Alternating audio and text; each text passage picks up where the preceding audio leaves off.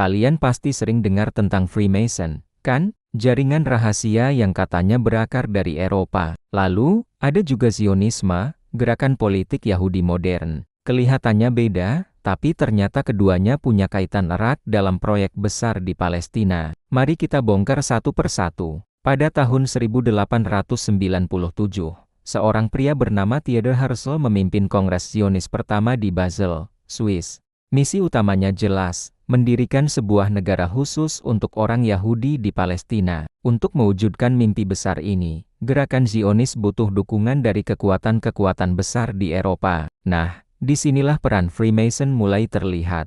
Pada awal abad ke-20, banyak pejabat penting di pemerintahan Inggris ternyata adalah anggota Freemason. Tokoh-tokoh Zionis, seperti Chaim Weizmann, melihat ini sebagai peluang. Mereka menggunakan akses dan jaringan Freemason untuk melobi pemerintah Inggris. Dukungan dari keluarga superkaya Rothschild juga sangat berperan dalam lahirnya Deklarasi Balfour tahun 1917, dokumen yang membuka jalan bagi berdirinya negara Israel. Sekarang, kita mundur sedikit.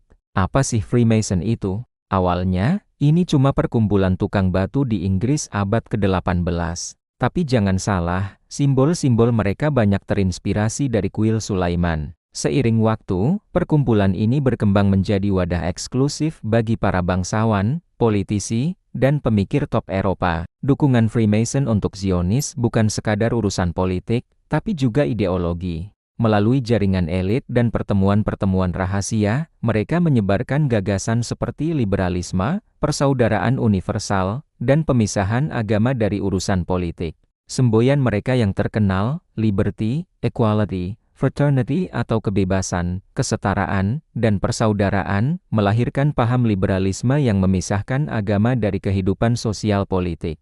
Lingkungan inilah yang membuat gagasan Zionisme jadi lebih mudah diterima oleh kalangan elit Eropa saat itu. Uniknya, Freemason membuka keanggotaan untuk orang dari berbagai agama. Tapi, ada catatannya, syariat atau doktrin agama tidak menjadi prioritas utama. Agama lebih dipandang sebagai simbol moral, bukan pedoman hidup yang mutlak.